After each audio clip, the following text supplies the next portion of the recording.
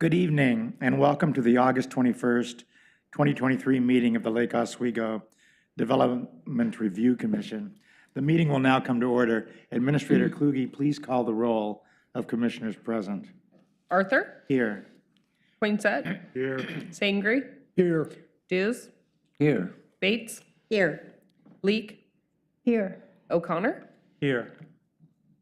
Thank you very much. We have a quorum and a full complement of our commissioners present. I appreciate that each one of you is here. Thank you also to our Vice Chair, Bruce Poinsett, for his service as Vice Chair. Our first item on the agenda tonight is review and approval of the minutes of the August 7th, 2023 DRC meeting. In advance of tonight's meeting, a draft set of minutes were circulated to our commissioners for review and potential changes. Commissioners, are there any changes to these minutes? Is there a draft, is there a motion someone would like to make? Commissioner Leek? I make a motion that we approve the minutes of August 7th, 2023. I second that motion. Thank you very much. Commissioner Bates, second. All in favor, say aye. Aye. Aye. Any opposed, say no. Any abstentions? Abstain. Thank you, Commissioner Sangre. Very good. The minutes of the August 7th, 2023 meeting are approved as submitted. Excuse me. Our next item relates to approval of the findings, conclusions, and order on LU 23-0020. As you may recall, that was a request for approval of a two-parcel minor partition, including a development review permit to construct two townhomes in the Old Town neighborhood design district. That included also removal of one tree for construction purposes. The site is located at 57 and 59 View Court in Lake Oswego. Our staff coordinator was Evan Fransted. Prior to tonight's meeting, a draft set of findings, conclusions, and order were circulated to all the commissioners. We've had a chance to review them. Commissioners, are there any changes to the draft findings, conclusions, and order on LU 23-0020?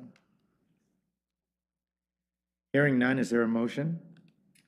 I would make a motion to approve the project with the conditions as listed in this staff report.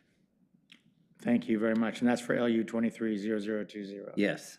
Is there a second? I'll second that. Okay, very good. The motion's been made and seconded to approve the findings, conclusions, and order as submitted. Please call the roll of commissioners. Arthur? Yes. Poinsett? Yes. Sangre? Abstain. Dews? Yes. Bates? Yes. Leek? Yes.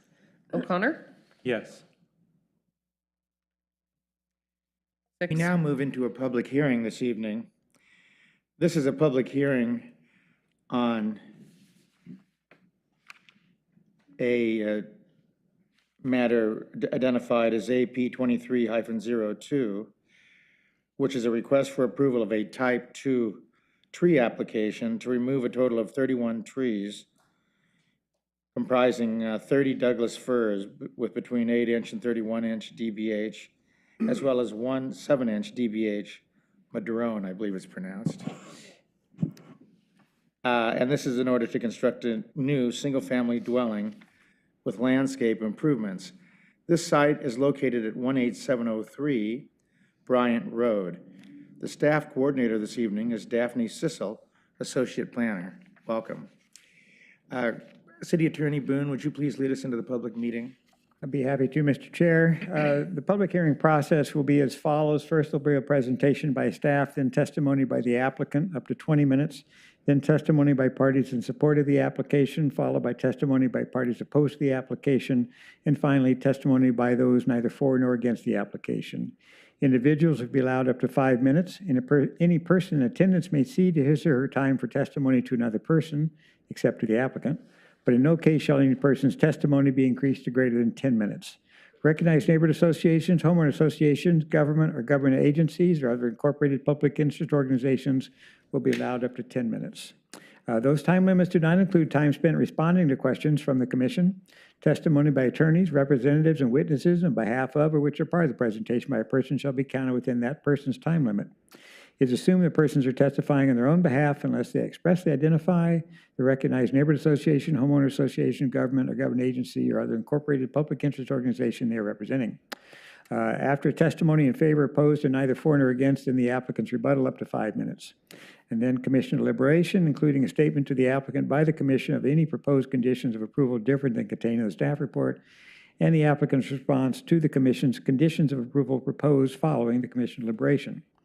As stated in the public notice, the deadline for submission of written materials was noon today. No additional written materials may be submitted to the commission tonight.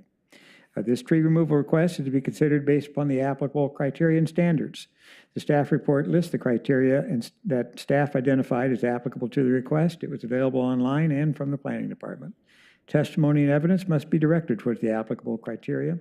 We ask that you specifically identify to the commission the criteria or standards you're addressing so the commission may consider the testimony in relation to those standards or criteria. If you do not identify the standards or criteria you're addressing, the commission is not obliged to guess which standards or criteria you're testifying about and may not consider your testimony in its decision. Failure to raise an issue accompanied by statements or evidence sufficient to afford the commission and the parties an opportunity to respond to the issue precludes raising the issue to the City Council on appeal. The failure of the applicant to raise constitutional or other issues relating to proposed conditions of approval with specificity to allow the commission to respond to the issue precludes an action for damages in circuit court. A potential conflict of interest is declared on behalf of each of the DRC members to the extent of their business or employment, which each will identify. Unless declared otherwise, the respective DRC member does not have a known, present, or anticipated future business relationship with the project for the applicant. It's possible that a future business relationship could arise in the initiation, design, construction, or maintenance of the project through either the employment or business of the DRC member personally, or through a relative as defined in ORS 244020. At this point, I would ask the commissioners to please declare if you've had any ex parte contacts, including a site visit, if you have any bias on the application, any financial conflicts of interest, and please state your business or employment. Commissioner Leek. Excuse me, Helen Leek, Realtor in the city of Lake Oswego for 37 years. I have had no ex parte contact with the applicant, although I do know who the applicant is. I have no biases, and I have no conflicts, financial conflicts of interest. Just to be clear, you've had, I assume you've had no ex parte contact from No any ex party? parte, no. Right, okay. Thank you. Commissioner Sangre? I'm Dwight Sangre. I'm a retired civil engineer. I am generally familiar with the site. I have not visited this site specifically.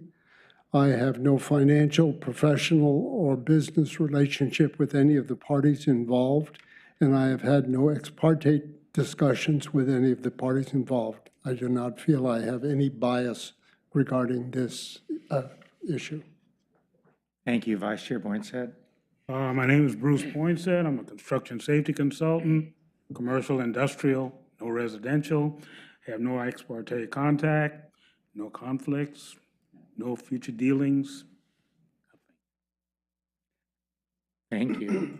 I'm Randy Arthur. I'm a civil litigation attorney, excuse me, with the Portland office of Bullivan Hauser Bailey. I've had no ex parte contacts and have no financial interest in the application. I have not made a site visit, and I have no disqualifying conflicts. Thank you. Commissioner Dews? Yes, I'm John Dews. I am an architect. I am familiar with the area, but I have not made a specific site visit. I've had no ex parte contacts, nor do I have any bias or financial conflict of interest. Thank you. Commissioner O'Connor? I'm Russ O'Connor. I'm a construction project manager, currently retired. I have no financial conflicts. I have no ex parte contact, no bias. I have not visited the site. I think that's it. Oh, and no financial conflicts. Thank you. Commissioner Bates? My name is Kristen Bates. I'm a real estate attorney. My offices are located in Seattle, Washington. I have had no ex parte contacts. I have no bias. I have no financial conflicts, and I've not made a site visit. Thank you. Is there any challenge to Commissioner's right to consider the application? Seeing none, and before that, for those people who are testifying, there's a light box on the testifying table, on the table up there. Green means go, yellow means 30 seconds, red means you're over time. With that, Associate Planner Daphne Cissell. Good evening, Commissioners. My name is Daphne Cissell. I'm an Associate Planner here with the city and the Staff Coordinator for this tree removal application. Before I begin the presentation, I just wanted to introduce exhibits that were submitted today or this weekend. Exhibit G100 was submitted in support of the tree removal application, and exhibits G214 through G233 were received in opposition to the tree removal and briefly reviewed prior to this hearing. From a high-level review of those exhibits, the opposing comments appear to raise previous concerns that have been addressed in the staff report, with the exception of comments mentioning a habitat benefit area that is on site, which I will briefly address in my presentation. All the new exhibits have been posted on the project website for review.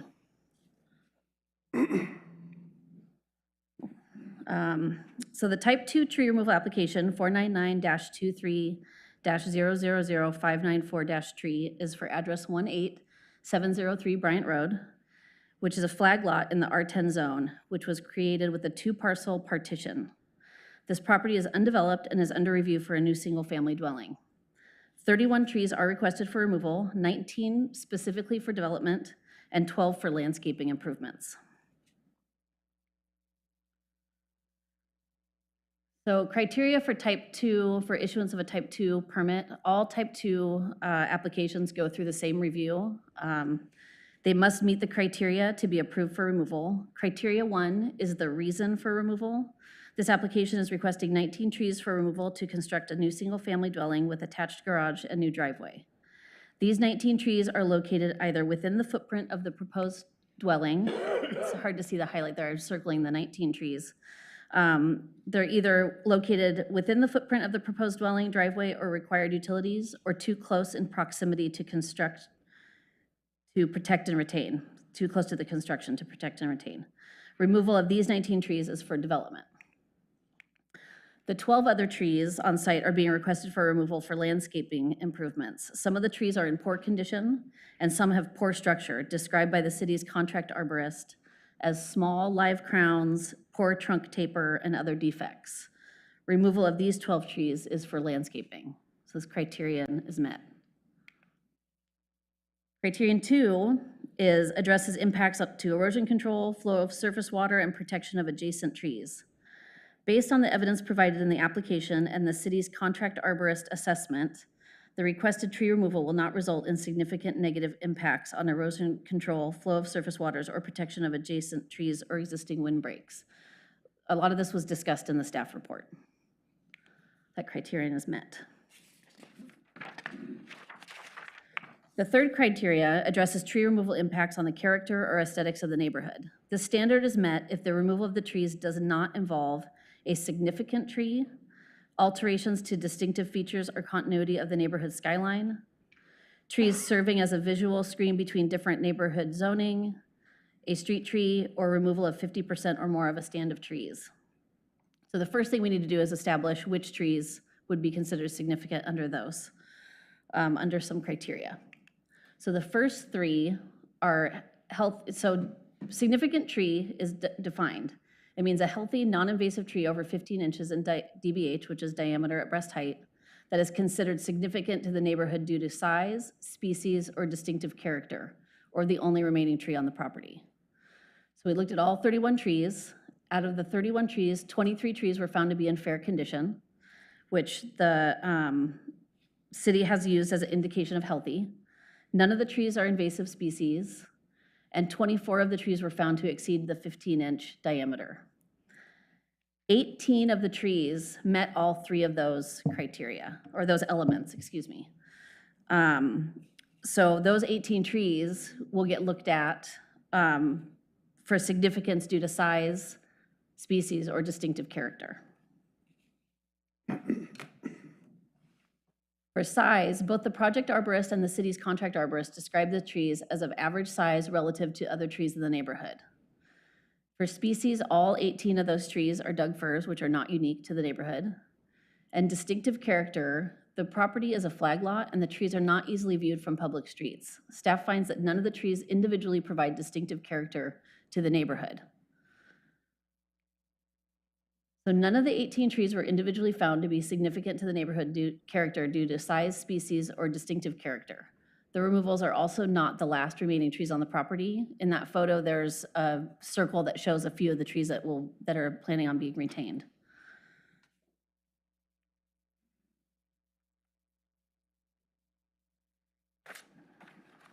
So even though none of the 18 trees are considered significant due to size, species, or distinctive character, the applicant must show that the removal will not have a significant negative impact to the distinctive features or continuity of the skyline. I visited the site, and the photos that I took, I could not see any of the trees that were on the flag lot. Those 2 photos on that side are photos that I took in July. The shot on the left is from LO Maps, and it's showing the property that is in between Bryant Street and the flag lot. Those are the trees that you can see. The photo on the right, there's a city car that's circled. It's very small, but I'm trying to point out that the flag lot starts about 200 feet back from the road. So it's very difficult to see even the first tree that's going to be removed. That car is parked at the corner of where the flag lot begins. And this is a Google Street View on the right-hand side from Melissa Drive and Bryant. And again, there are trees, the trees that you can see are on an in-between property. So it was very difficult to see the trees that are proposed for removal from either of those angles.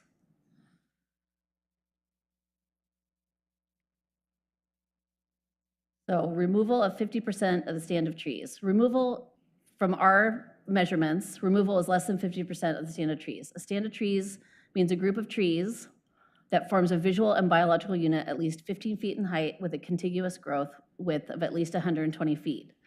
Using LO Maps and the area measuring tool, I measured just a portion of that stand that goes beyond property boundaries, and it was roughly over 65,000 square feet. And then measuring the area where the trees are to be removed, that was roughly 10,000 square feet. That's a 15%, approximately a 15% removal. And if you want to be a little more strict, I excluded all the northern trees and just measured the stand that is on the property and the adjacent properties to the east. That still was roughly 28,000 square feet. And so we're still at approximately a 36% removal, so not reaching the threshold for the stand removal. The trees are not street trees, and they are not providing screening for other residential zones or different zones. So criteria 3 has been met. The exceptions portions of the type 2 issuance criteria is not applicable for this application. All the trees met, the tree removal will not have a significant negative impact on neighborhood character or aesthetics. They've met the criteria to show that. And I just wanted to talk about the habitat benefit area for just a moment. When you look in LO Maps, there is this green overlay, and it is listed as a resource. But the HBAs are a voluntary incentive program for land divisions only. The HBA on this site is not applicable as the approved 2-parcel partition did not use the incentives program. So that's why it was not addressed in the staff report at all. So staff recommendation is approval of the type 2 tree removal application, subject to the following conditions of approval. Prior to issuance of building permit, submit a final mitigation plan for 18703 Bryant Road, showing the location, size, and species of 12 native mitigation trees, as well as a final mitigation plans for additional 10 Douglas firs to be planted on 2 other properties owned by the applicant. Prior to the issuance of the building permit, the applicant shall pay in lieu for the remaining 9 trees. And prior to the final building inspection for the dwelling at 18703 Bryant Road, plant all required mitigation trees as per condition A above, and request site inspections for all 3 properties by staff. And that is my presentation. If you have any questions, I'm happy to try and answer them. Commissioner Leek? Where would the 2 additional properties where these trees mitigation trees be be located? There are two properties that are under, there are two properties that Renaissance also owns that are under construction, and it was listed in the staff report. There's one on Canyon Road and one on Okay. Wembley Park Road, I believe. Thank you. Yeah. Thank you for that question. Commissioner Dews? Yeah, would you please bring back that, the site plan with showing all the trees and the ones, yeah. I think you had mentioned 19 trees that are being removed for the building of the house itself and then 12 for landscaping purposes. Yeah. So this has, it might be hard for you to see, but the yellow circles are the 19 trees that are for development. They're Right. either within the footprint or the driveway, and then there's a storm water facility up in the top left corner. And then the other trees are these trees, kind of in the backyard and on the side. A lot of these trees were, so some of them are already in poor condition, and then some of them have poor structure, so they were not considered for retention just because of their poor structure. So how many trees actually will be remaining on the site So, after? that's a good question. 5 trees are on the back end of the lot, and I've accidentally cut off the bottom of that, the end of the flag. There's 3 more trees down in that area that will be retained. And then there are trees along the flagpole coming up the driveway that are also to be retained. Okay, thank you. Thank you for that question. Other questions of staff, commissioners, at this point? Hearing none. City Attorney, do we have a matter to address before proceeding into public Yeah, there's testimony? procedural request by Mr. Bin to expand the time for, he plans to testify, and expand the time for that. And as I indicated in the process, the applicant has 20 minutes, other parties have 5 minutes. They may have individuals cede them an additional 5, so that 10 max, or 10 for neighborhood association, that sort of thing. So I think at this point, Mr. Bin, are you present? Okay. Would you come forward, please, and regarding the issue of your request for additional time? And just procedurally, that's addressed to the chair with the consent of the commission. So so that's how it would go, have to be approved. And so I think the question is, what prejudice would you be suffering if you were held to your 5 minutes or ceded an additional 10? And how much additional time you're requesting? Yeah. Good evening. So good evening. My name is Guy Ben. I'm a resident at 4036 Minister Drive. The purpose behind my request for additional time was because it was myself, along with neighbors, who raised the funds to appeal the city's tentative decision. We made this request, and we felt that we would be an unbalanced hearing if the staff who are for, the applicant who is for, both get 20 minutes, and yet those that are opposing are limited to 5. I do have, potentially, I've asked fellow residents who can't be here this evening to cede their time to me, but what I would ask for is to have an equal 20 minutes time to present our grounds for appeal based on tree code, so that it matches what the staff and the the applicant has. That's my request to Chair Arthur, please. Thank you. City Attorney, am I correct in understanding that if I grant the applicant, say, an additional 5 minutes, which would be twice the applicant or the appellant's traditional time, that I would have to also proportionally grant, I misspoke, the applicant an additional 20 minutes, which would be doubling the applicant's time? Or how does that work exactly? Yeah, to be clear, there's no appellant here, and this is somewhat of a bit of confusion, so if I can take just a moment.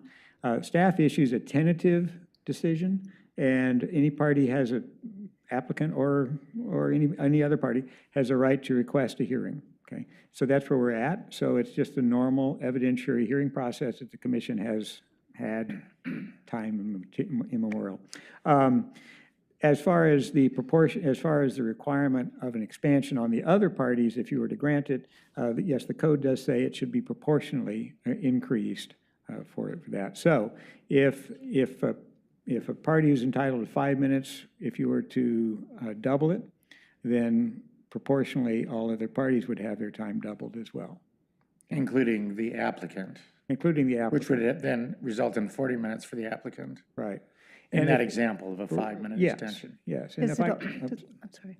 Does it also mean that everybody who's here to testify against it gets the doubled time? yes, okay.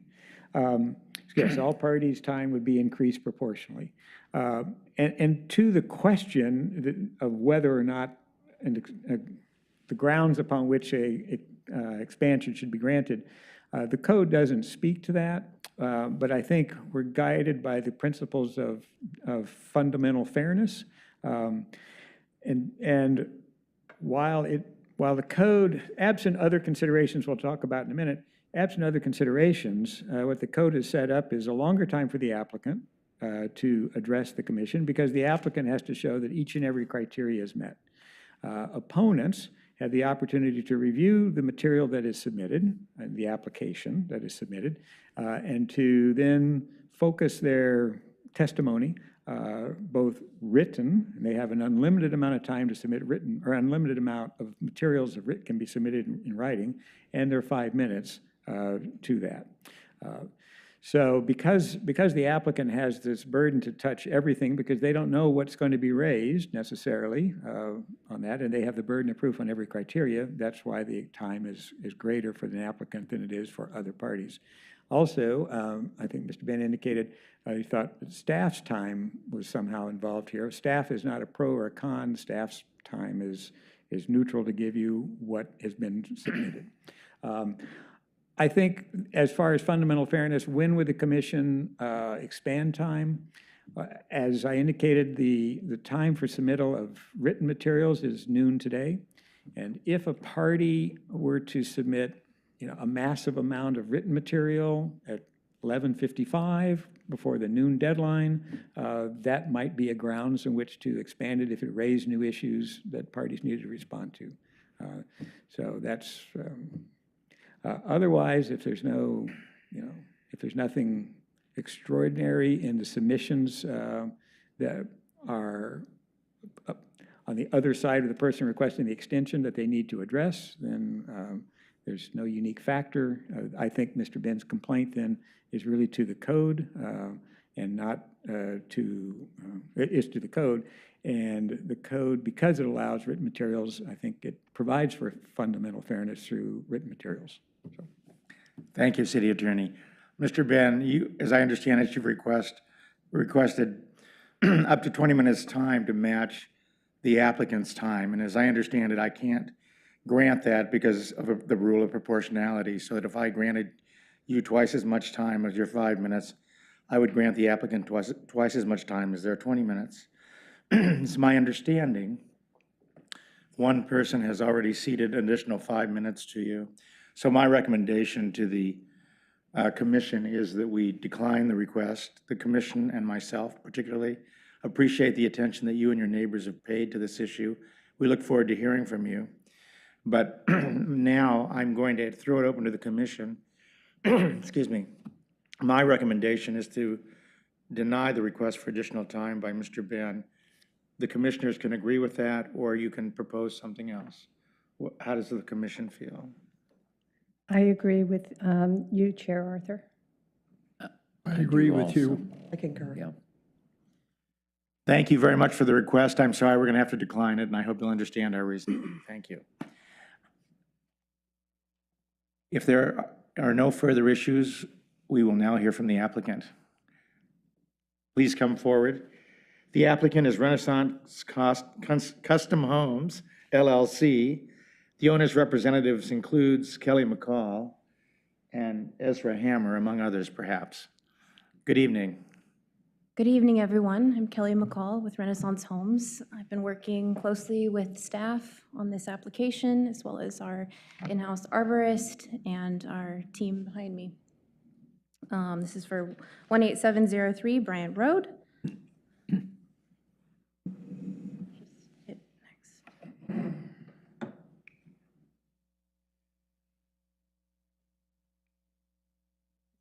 working?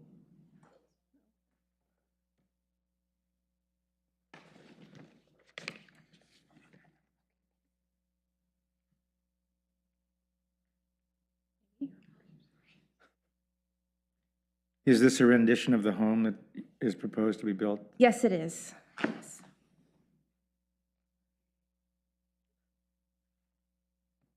Just next, okay. Oh, no. Oh, okay. Spoiler. Okay, Please proceed. thank you. All right, so just a rundown of our application. There are a total of 37 trees on the property, 1 invasive removal, 31 type 2 removals. 12 out of the 31 are rated as poor condition, and there are 5 trees being retained. All right, this is a site map of the whole parcel. There's a project in construction with us behind the project in question, and the red X's represent the type 2 removals, as well as the brown X's represent the type 2 removals, those ones being in poor condition.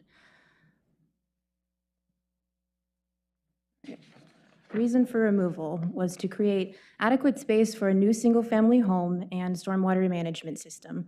I've shown the stormwater management system. There's 2 flow-through planters on the side there in purple. The building plans for this project have been approved by all departments. The building plans have been met. The building plans have met building, planning, and zoning requirements. This building permit for the project has been ready since July 11th, but this appeal has extended our start date by well over a month now. Every day we wait, we are paying interest on this lot. The site is underdeveloped and vacant. More trees are being proposed for removal than a typical application because there has never been an existing dwelling here. Alternative site configurations have been addressed by us. The required setbacks determine the allowable building footprint for the new home. The proposed building is not able to shift on site to retain trees and remain code compliant. Redesigning this home to become less than what is permitted by the code is not considered reasonable. So just going through some of these removal. The trees at the front of the house need to be removed for access and the stormwater management plan shown in purple, and overall visibility of the front of the house. The trees at the edge of the footprint would not survive construction impacts during excavation, as the trenches for our footings are about 3 feet wider than the building footprint walls, and I've shown the excavation here in black. Tree 10177 would be subject to wind throw if surrounding trees are removed, and that's the tree furthest to the right there. There are a few trees in the back that are in poor condition, and 10372 and 10373 that are also too close to the foundation to survive excavation impacts. In effort to have a spacious and usable yard, we have also applied for the removal of 10371 and 10370. And this is just a site map showing the different types of removals and the poor condition type 2s in relation to the other type 2s.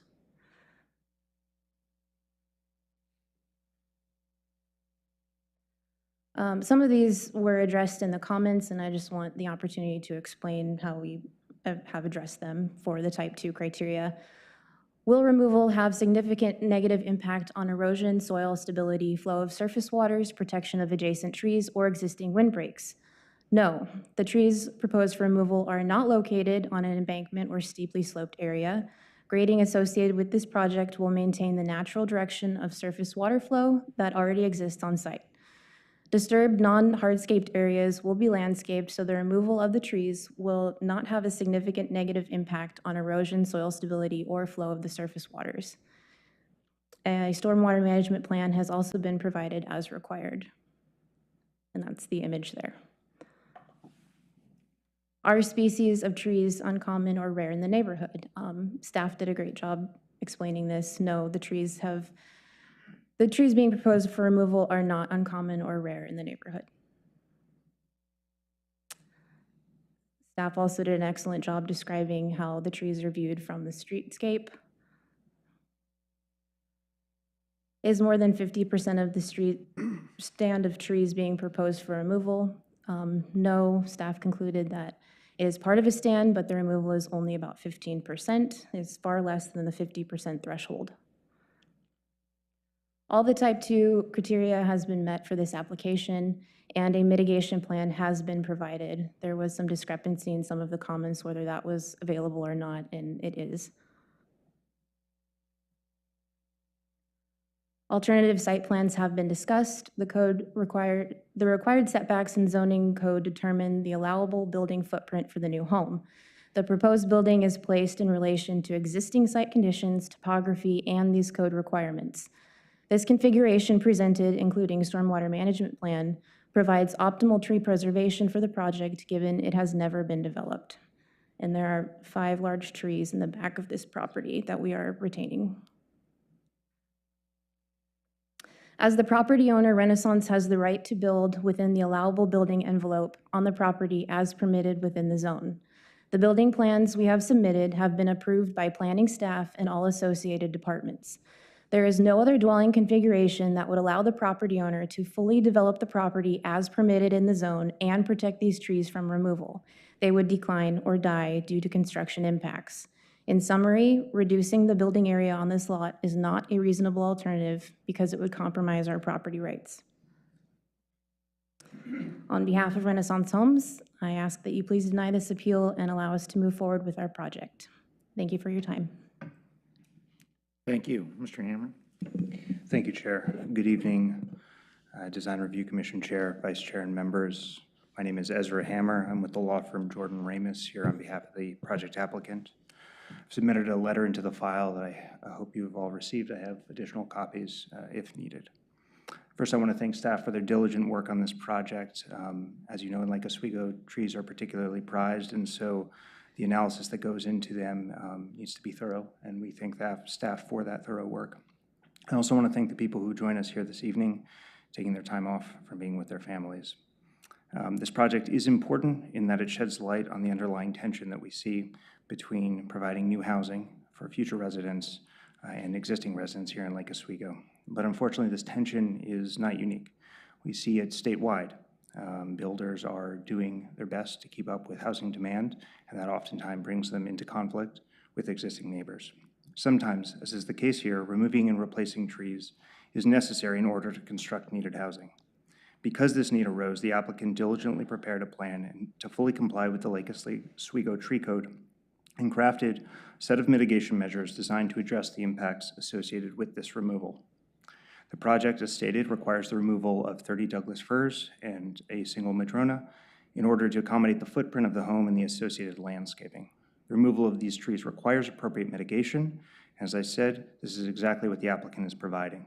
They're going to plant 7 Douglas firs and 2 Oregon white oaks on the project site, an additional 10 trees on 2 nearby properties, and make a payment to the city's tree fund for those trees which cannot be reasonably accommodated either on-site or off-site. In reviewing the criteria for approval under the tree code, staff correctly found these actions fully comply.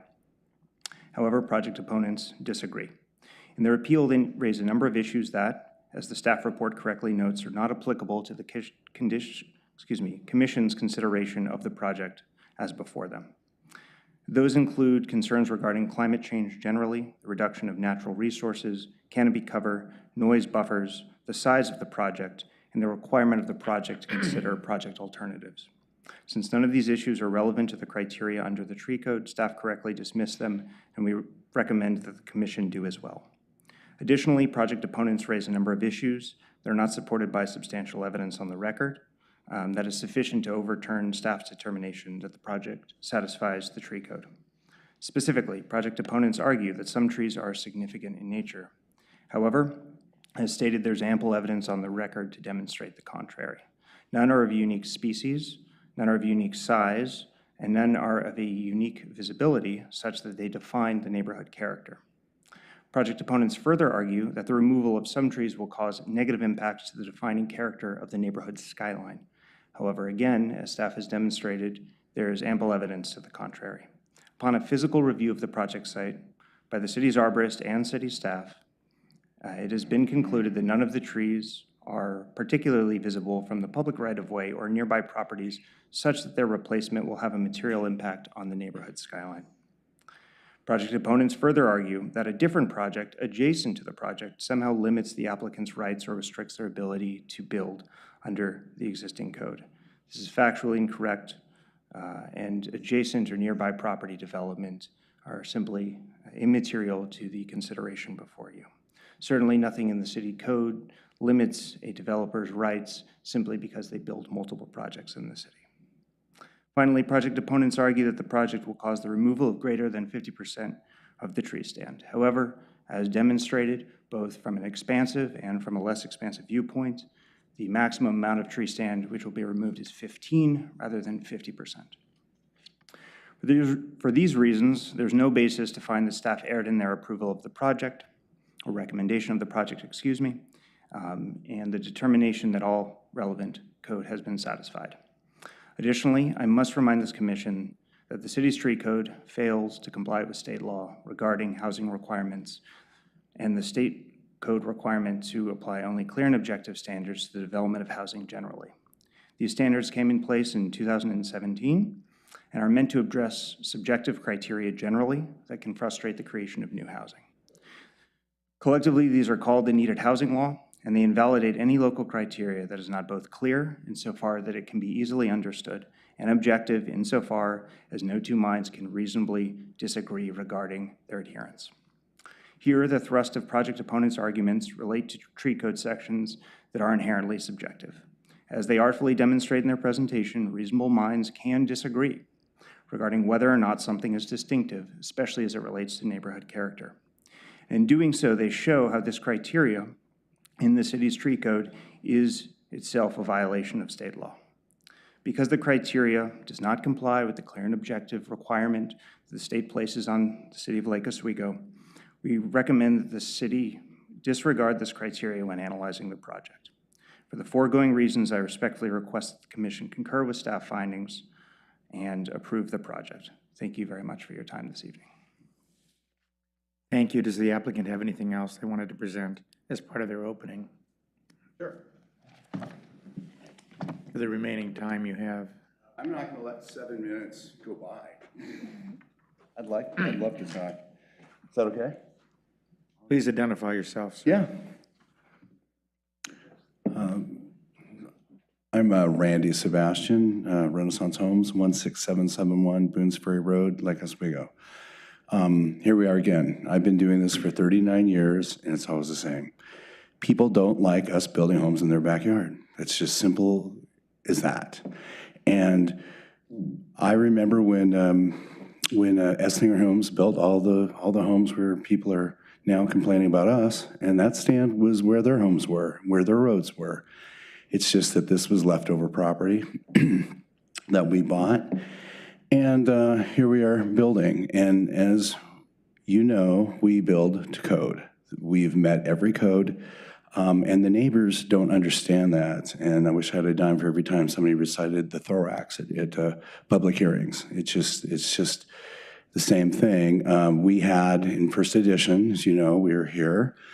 We won. You agreed with us. We were then appealed to City Council where we won.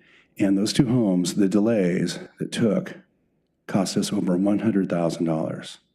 So, you know, interest and delays like this cost money, and it just makes housing more expensive, but they don't care. They just try to stop us from building homes. And I've been doing this for 39 years, and I'm not stopping, and we're the largest builder in Lake Oswego. We do everything right, and sometimes some people are not happy that we're building, but the people that buy our homes in the city are, and we support the city. We have a lot of employees that work in Lake Oswego, and a lot of our subcontractors are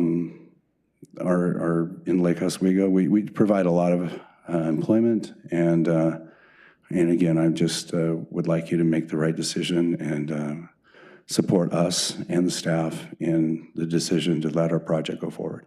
So, Thank you very thank much. you. Commissioners, are there any questions of the applicant? Ms. McCall, I did want to ask you, when all is said and done, how many of the existing trees on this site will remain? 5. Only 5? 5, yes. All right, thank you. Any other questions of the applicant? Just for clarification, how many mitigation trees will be on this site? I believe, there's a map. 9, 9. yes. Any other questions of the applicant? To clarify really quickly, the condition of approval for this does require that 12 on-site mitigation trees be planted. That is the condition of approval that staff is recommending. Thank you very much for that, Manager Hasty. Thank you, applicant. We appreciate your testimony. Thank you. Thank you.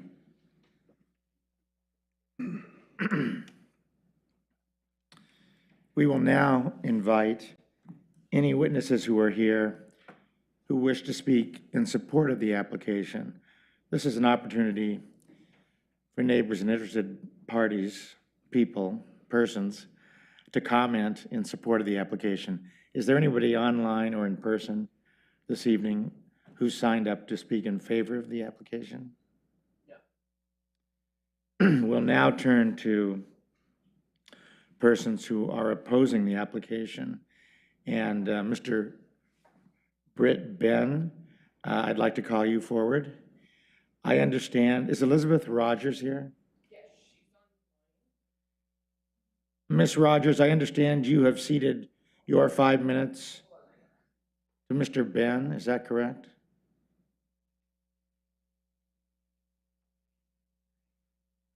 I'm sorry, Mr. Ben, I may have stated your first name incorrectly. Can you hear me? Yes, are you Elizabeth sorry about Rogers?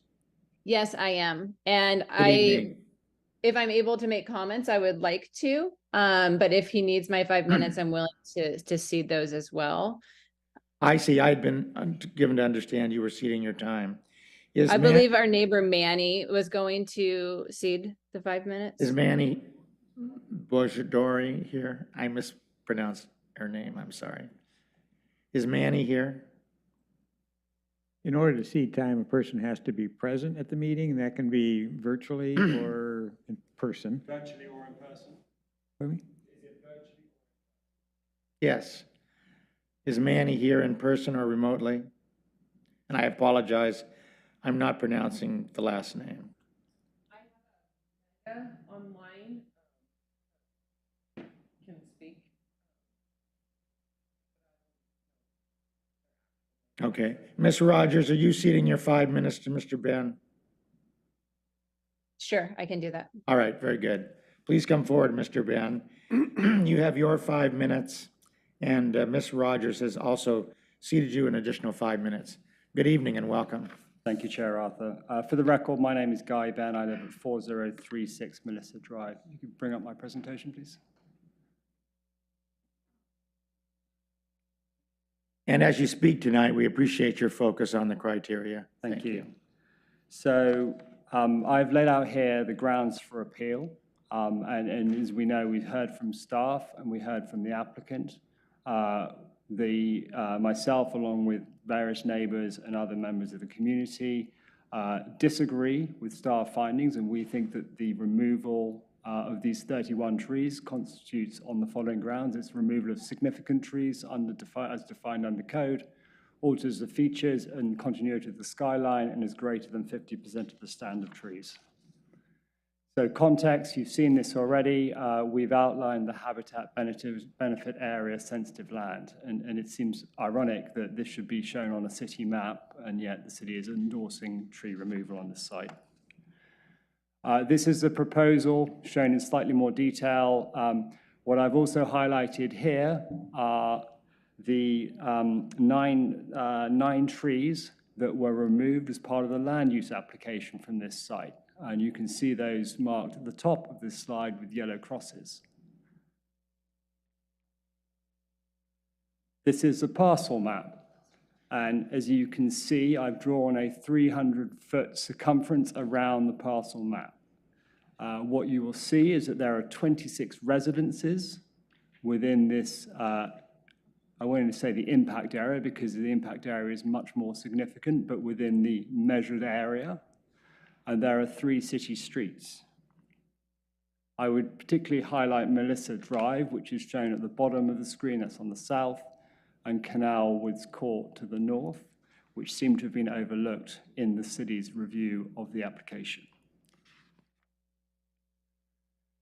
So removal of significant trees. The code's quite clear. What is considered a significant tree is something that's over 15 inches diameter at breast height.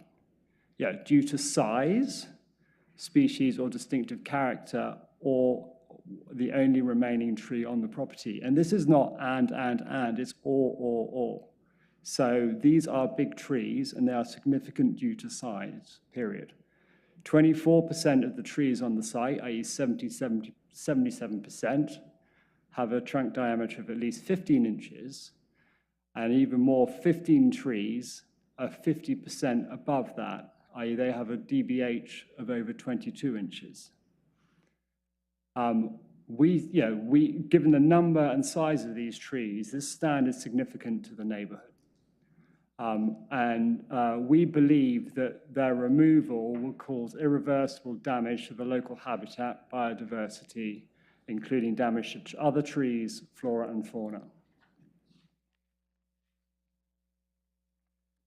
These are visuals of the stand as you look from the south. I think it's hard to assess. Obviously, photos only do one thing. As local residents, we see these trees day in, day out, year in, year out, throughout the seasons, and they are very visible to us from our streets, from our residences. Alteration to the skyline. So staff conclusions that the removal of these trees will not impact the distinctive features or continuity of the neighborhood skyline as viewed from all public streets and properties within 300 feet of the property. As you can see here, we contest this decision. We say we know actually that the trees are clearly visible from Melissa Drive and Bryant Road.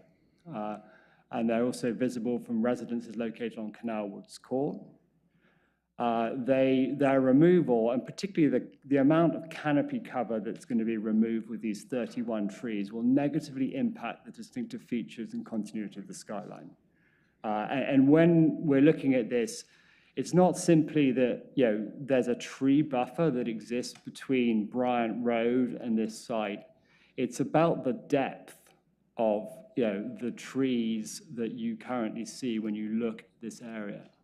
And I think it's quite clear if you can look in other areas, and we'll see some visuals later, when you start removing this depth of trees, then it's a completely different visual outlook. The tree canopy will disappear from several angles. From many others, it will be severely reduced, and it will make the remaining trees appear isolated and not part of the stand.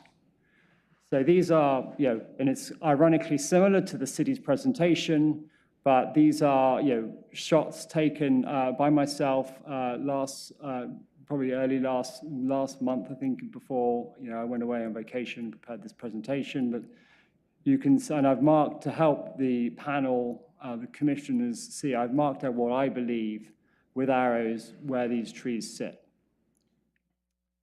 Again, these are views both from Bryant Road and from Melissa Drive. And you can already see daylight through these trees. And if you remove the 31 that sit at the back of the stand, it's going to have an even greater impact.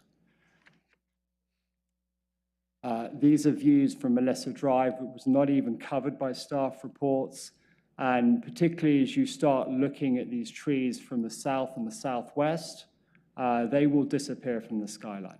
And that to us is significance. Okay, ground 3E, removal of greater than 50% of the stand of trees. The applicant's arborist report, which was updated on the 11th of June, states that there are 58 trees on or directly adjacent to the property. Now, I'm not I wasn't top of my class in the math, but 31 trees represents over 53.4%. The following aerials on the next couple of slides show the 19 trees that were already removed on the adjacent parcel. And as the developer said, they are developing the home on 18715 Bryant Road, and both these parcels were previously, before subdivision, in the same ownership. So we are a little concerned that the subdivision here is being used to basically take out 50 trees rather than just the 31 that are subject to this application. So this is the two applications sitting side by side, and you can see, on the right-hand side is the application that we are here today. We filed a notice to appeal. On the left-hand side was the previous application, which I attended the pre-app hearing conference, and candidly, I felt comfortable with it. And there was assurances from the family that, the minimum would be done to impact tree removal, and that is clearly not now the case, now that they have sold the second parcel to the developer who's proposing to take out 31 trees. These are some aerial shots using Google Earth. And on the left-hand side, you can see what the site looked like before any trees were removed on the 10th of July, 2022. And on the right-hand side, you can see what it looks like as of May 13th. And you can see already quite significant deforestation on the just to the south of the subject site. We look at the next slide, and it's a little bit faded on this, but you can see, you can see the amount of trees that have been removed. And I think I want to highlight the canopy here. You can see that, obviously significant canopy was already lost between these two dates. And I've overlaid the site outline. And if you consider that only 5 trees will remain within that outline, you can see the further impact that will happen to this grove of trees, or the stand of trees, if this application is approved.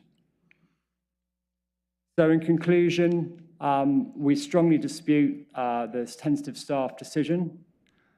We believe that this stand, which links the Oswego Canal and Bryant Woods Nature Park, which are registered, protected areas, the removal of these trees will destroy the continuity between these two important natural resources. We noted in the arborist report that wind throw, based on that some of the trees have been damaged by wind throw based on exposure due to adjacent tree removal. Now, that's only with a handful of trees removed. A further removal of 31 trees will greatly exacerbate this problem to the remaining surrounding trees. We've noted the size and number of these trees makes them significant. And, candidly, the off-site mitigation, or the mitigation proposed, which is 12 trees on site with additional trees elsewhere, none of those trees are within the Blue Heron neighborhood. The nearest tree is 1.1 miles away, and then the other side is 3.2 miles away. Additionally, there's no proportionality to the tree fund payment because there's only, doesn't account for size of trees. And we don't believe that the home design makes any effort to preserve trees on this site. Finally, I've mentioned strong neighborhood support. I work in development myself. I understand the need for houses. I regularly work on projects, but this is not, a smart development decision. This is a reckless development decision if it were to go ahead. And I stand here as a member of the community trying to do the right thing for the wider community at large. Thank you very much for your time. Thank you very much, Mr. Ben. Thank you very much, Mr. Ben. Commissioners, are there questions of Mr. Ben?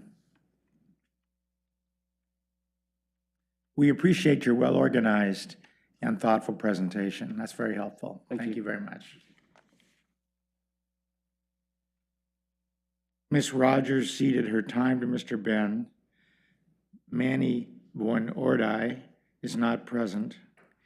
Is there anyone else that I'm aware of? Is Ms. Boyne-Ordai present remotely or in person? Are there other people wishing to speak in opposition to the application? Either remotely or in person? Up to speak. Oh, excuse me. Mr. Braz, oh, very good. Would you like to speak tonight in opposition to the application? Mr. Ben covered what I was going to have to say, so I echo and agree with everything. Okay, thank you very much. Are there others who wish to speak in opposition, either remotely or in person? Now I would like to ask. Okay, please come forward and identify yourself. Good evening. Hi. And are you speaking in opposition? Yes. Please state your name. Bridget Halloran. Hi. Good evening. You have up to 5 minutes. So I'm behind the trees, and my only point is that when we moved to Lake Oswego, it was because of the trees, and it was because of the environment, and because we were told that trees were so important and people respected them. And now what I'm seeing is that, you know, I understand somebody has to make a living, but I don't think that because he's losing money right now, because we're appealing this and we're trying to save a large grove of beautiful trees, that once they're gone, they're gone. They'll make their money, but they're gone. And so that's just my point. You know, we need to think a little bit beyond somebody's profit and consider our community and our city. So that's all I have to say. Sorry. Well, thank you very much for being here. Any questions of the witness? We appreciate your comments. We now invite anybody who wishes to speak from a neutral position, either in favor or in opposition of the application, to speak. I don't know if there's anyone here in person or remotely who wishes to speak from a neutral position.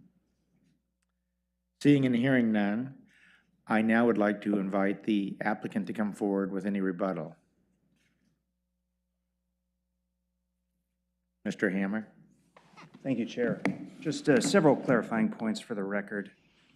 Thank you. Again, Ezra Hammer on behalf of the project applicant. I just wanted to address several points which the project opponent raised, specifically with regards to what constitutes a significant tree. I think staff did a great job of defining it, but it is a bit complex. So again, it requires a finding that a tree is healthy, non-invasive, 15 inches in diameter at breast height, and significant.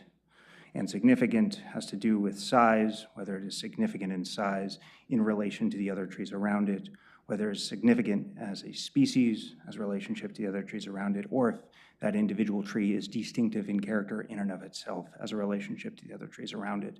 These are not an or statements. All of those must be identified in order for a tree to be found to be significant. Secondly, the applicant, the project opponent states that it seems to conflate a stand with a total number of trees. As staff outlined, a stand is not limited to a number of trees on a particular property, but a number of trees associated with a given stand in a geographic area. Again, as staff has shown, the project proposes to remove 15% rather than greater than 50% of a particular stand. Finally, the project opponent highlights the fact that trees were removed previously. Now, I think it's important to note that these were, this was not only done on a different property when prior to the subdivision of land which occurred, but it was done by a different property owner and a different applicant as part of a different land use approval process. So the applicant can certainly not be considered to be responsible for things that occurred before they controlled, owned the property, or before the property existed as currently constituted. And again, considering those previous removals as part of this would limit the applicant's rights in a way that would violate their development rights. So I just wanted to make those clarifying points. Thank you. Thank you, Mr. Hammer. Commissioner Leek. I have a question. Those 15-inch trees, does anyone know how old they are?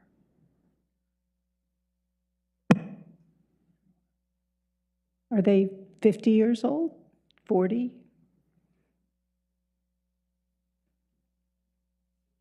Please come forward and identify yourself in answering the question from the applicant's team. Thank you.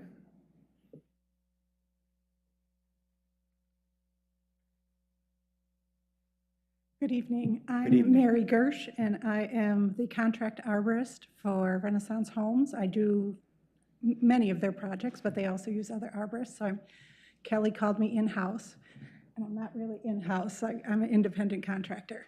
The age of the tree, it's very difficult to say because an individual tree that is growing without competition, a single tree, has access to many more resources. It can get more sunlight, and it can take in water, and it can take in nutrients from the soil. When you have these trees that are growing so close together, it's really difficult to say how old they are because there's so much competition for the resources they need to grow.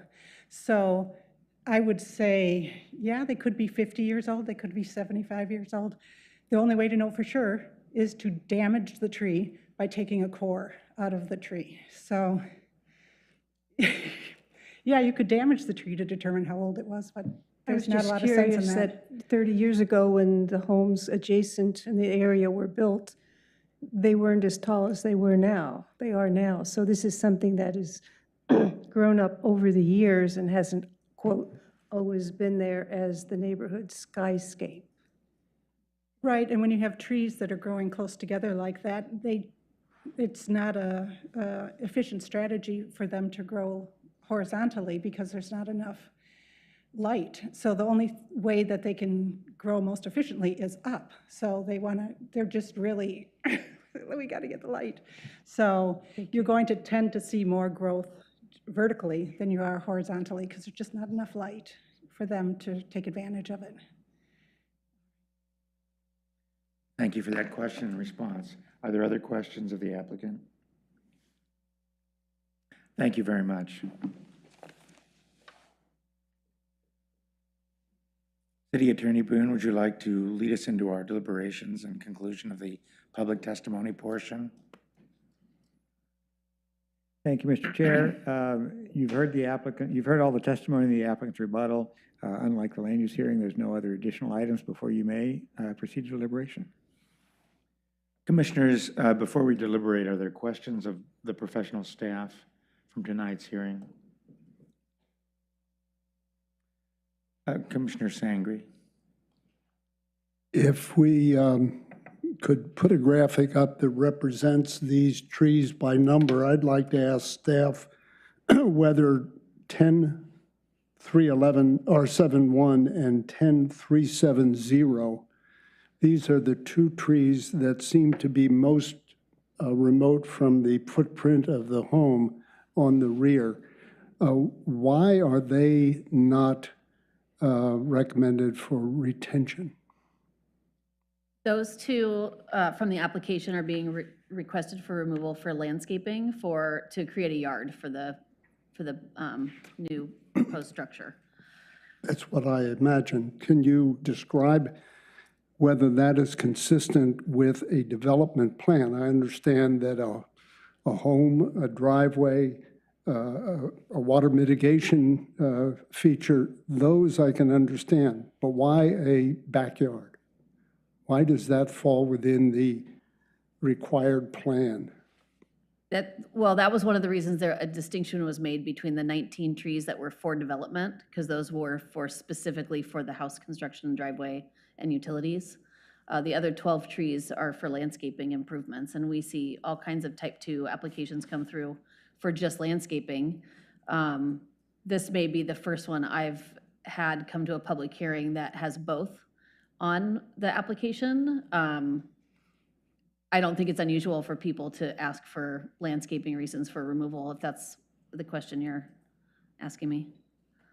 Yeah, and when you say 12 for landscaping, I don't see 12 on there for landscaping. I see 3 or 4.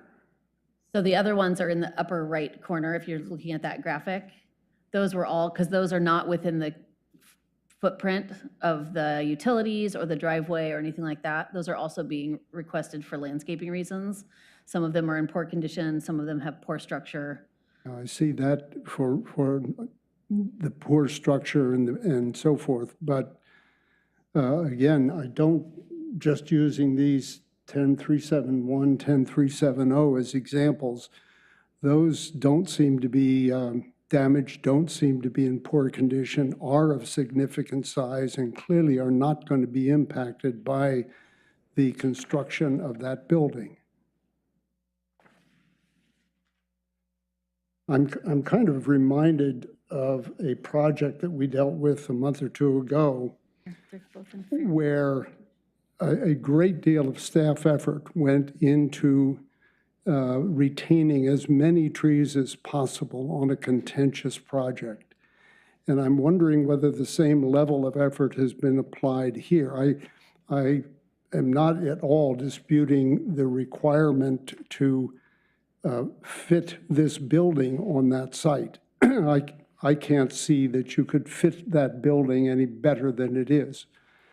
But why the landscaping as a basis for removing these trees? And I would like to focus on those two because they're not compromised by being of poor quality or small size or whatever. So looking at applications for landscaping, if they're not development involved, they're just for landscaping if people want to make an improvement in their yard, we do allow for that through a type 2 application. These 2 trees were the only 2 in that area that are in fair condition. The other trees surrounding them are in poor condition and are not recommended. So through my analysis, it was never stated that the trees would not survive construction or anything like that. It just made sense that if they were going to take out all the trees surrounding them, that those 2 may not be the best for retention just because of the surrounding trees being removed. There may have been a statement from the contract arborist that said something along those lines. I don't recall her findings, like I don't have them memorized. But I was focused more on the trees that were poor quality and poor condition, poor structure. If I could just jump in really quickly as well. The landscaping removal is for landscaping purposes, and that can consist of, but not limited to, walkways, patios, and other landscape elements. So there isn't, tree removal for development purposes kind of has a specific boundary. Tree removal for landscaping is a lot broader. That could include a patio area, whether or not a patio is a required amenity for a site. Obviously, we would say, no, it's not required, but it is desired. So I would say that when you're thinking about the 12 trees requested for landscaping improvements, the reasons for removal that the applicant, the burden of proof on the applicant, it's a lot broader and less specific. But these are the 2, if you look at the graphic, go from the back of the building, if you like, directly south from and there are 2, not the furthest to the south and east, the twin. And again, I spent some serious time looking at the written comments, and particularly the comment, and I don't have it, but the very lengthy comment, the 18-page comment, has these illustrations of trees, and I think we saw them in the oral testimony. My interpretation of work I had done in review for this is that these 2 trees are in fact 2 that are highlighted as being on the skyline. And again, I'm coming back to the accommodation that I've seen the planning department work out with other applicants when there was contention, particularly around this neighborhood impact and related more subjective than objective criteria. And I'm wondering, to what extent did you work with the applicant to try to save even 2 of these trees? Well, I will tell you that I've gone out to the site myself multiple times. I was surprised that this was going to be such a contentious application. I knew the number would surprise people, but looking at the trees on site and not being able to very specifically say, yes, that is the tree that in the skyline that I can see, it was very difficult for me to get that. One of the reasons I did not go down, show any photos from Canal was because I could not clearly identify any of the trees that I thought were in the skyline as being on the property, as well as the other trees in my photos. There might be a tree or two in there, but I've walked that property and there were much larger trees surrounding this property. So when it comes to the landscaping portion of this, they are allowed to apply, and we go back and forth a lot behind the scenes on these applications, but I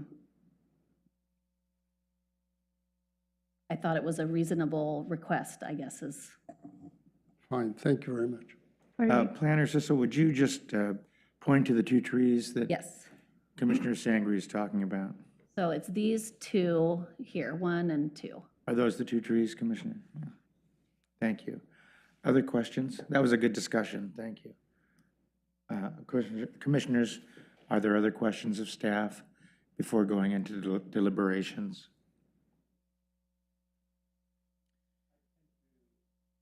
Commissioner O'Connor?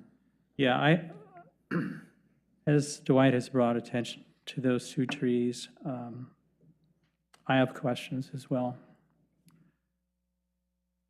I don't know if applicant was asked if there was a workaround in keeping those trees, or if it was just carte blanche. These are the ones that I have in my landscaping plan, and this is what I'm looking to remove. If I could jump in again, excuse me. So the criterion one is just the reason for removal. Is it for development purposes or landscaping purposes? And then to move forward with a removal to get staff's recommendation, a tentative decision for approval, you also have to show that you don't, you're not creating a significant ecological impact, criteria 2, just to give that kind of a broad summary. And you also have to show that under criterion 3, there's not a significant negative impact to the character and aesthetics of the neighborhood. And then 4, it can't be removal for the purposes of view enhancement only. So it's not just the reason for removal. The applicant has the burden of proof of showing that none of the other criteria, or that all of the other criteria are met. So I'd want to encourage the commission in their deliberations to remember the evidence that has come in on the other criteria as well. The ecological impact and the aesthetic impact for criterions 2 and 3. And then obviously criterion 4 is not really up for discussion. The removal isn't for view enhancement at all. Yeah, I don't think anyone is wrong in what they have done or presented tonight. In fact, I think they've all been excellent. What I think Dwight is talking about is consideration that occurred on maybe some previous projects where there was an additional effort to see if 2 trees could be saved. I don't know if from the neighborhood point of view, if that is significant to them, because obviously the applicant has the right to build a house on the land. But that might be something that between the applicant and the neighborhood, that there could be some discussion on this. Mr. Chair, I'm going to wander into this thicket as well. Certainly. Yeah. I think in the previous case, the trees the question was relative to criterion 3.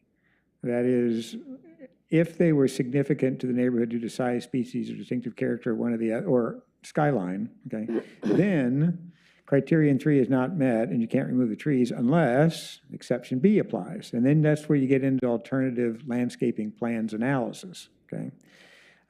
So if the commission were to find, in order to get to the workaround analysis, one has to first find that those trees meet one of those 5 criteria in criterion 3.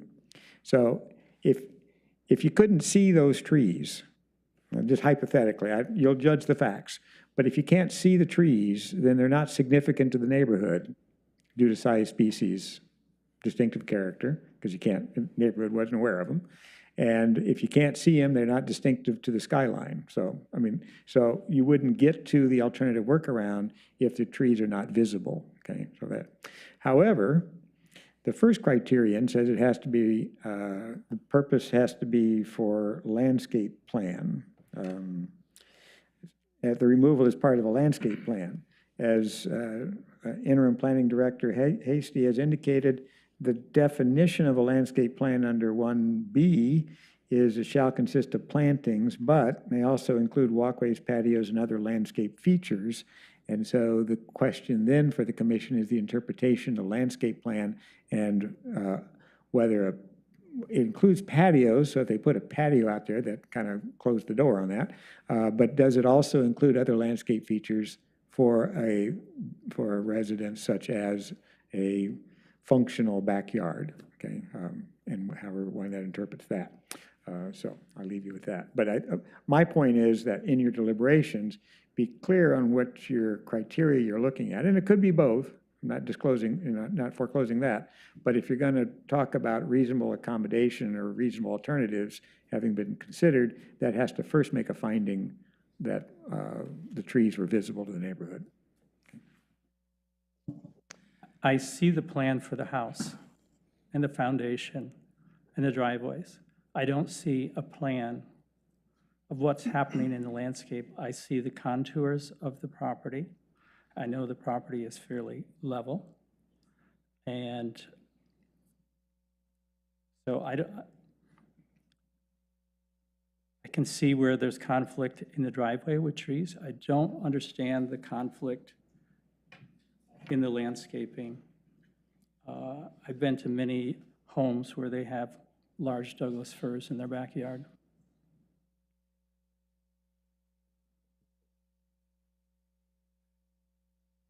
Staff, did you have any other response you wanted to make to Commissioner O'Connor?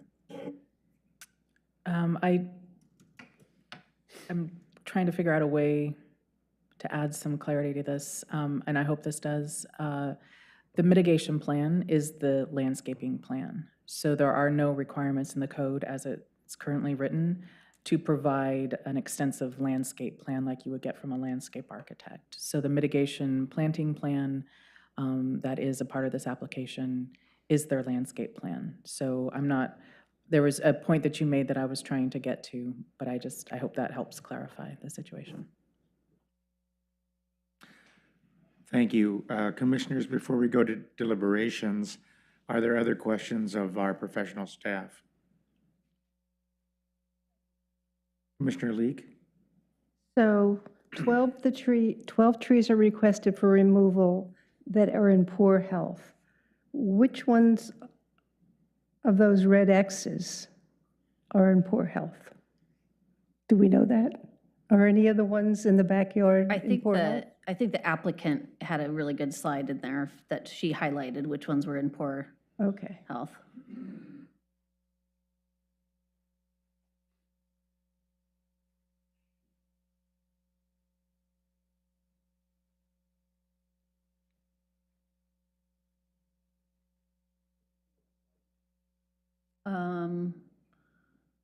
I don't, but so that was one. There it is. Okay, so the twins are not in poor health. No. No, they're not. They're in fair health. They were rated as fair, those two trees. Thank you. Thank you for that discussion. If there are no other questions, and I'll invite additional questions of staff. If not, then we'll proceed to deliberations, commissioners. And I would welcome any comments you might have. Commissioner Dews? Yeah, when I first looked at the application for the permit, 31 trees, yeah, it certainly raised my interest, I guess you'd say. And I was surprised by that. Understanding it's an undeveloped site, and I don't think there's any question that, as staff has pointed, that the trees that are being removed for the development, the applicant has full rights for doing that. The issue seems to be running with the landscaping, and I understand a number of them are in poor health, but I tend to agree with Commissioner Sangri on those two trees, and excuse me, 370 and 371, I think they are, that if they're in fair condition and with the removal of the other trees, it will provide them with less competition, as has been pointed out, and maybe even strengthen their growth. If we have the ability to prove this, I would do that with the amendment that those two trees remain. Well, thank you for those thoughtful comments. Are there other comments in the vein of deliberation? City Attorney Boone, in the event we were inclined to make a motion that included some type of further consideration or analysis of trees 371 and 370, is the commission able to do that, and how would we do that? If you have any thoughts or guidance you can give us. One moment.